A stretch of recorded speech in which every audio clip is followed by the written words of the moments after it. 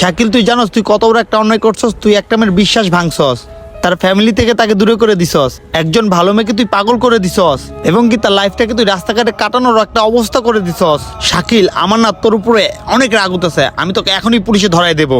ভাই প্লিজ আমাকে মাফ করে দেন, আমি বুঝতে পারি নাই, লাস্টবারের মতো আমার একটা সুযোগ দেন। দেখ শাকিল, তোকে পুলিশে ধরাই দিল তো তুই তোর পাপের শাস্তি পাবি না। হ্যাঁ, আমি তোকে মাফ করতে পারি, কিন্তু তুই যদি আমার বোনকে নিজের করে নিতে পার সারা জীবনের জন্য। হ্যাঁ ভাই, আজকে আমি আপনার বোনকে আপন করে নেব, কোনো সমস্যা নাই। আমি চাই না ও এইভাবে তিলে তিলে মরে যাক।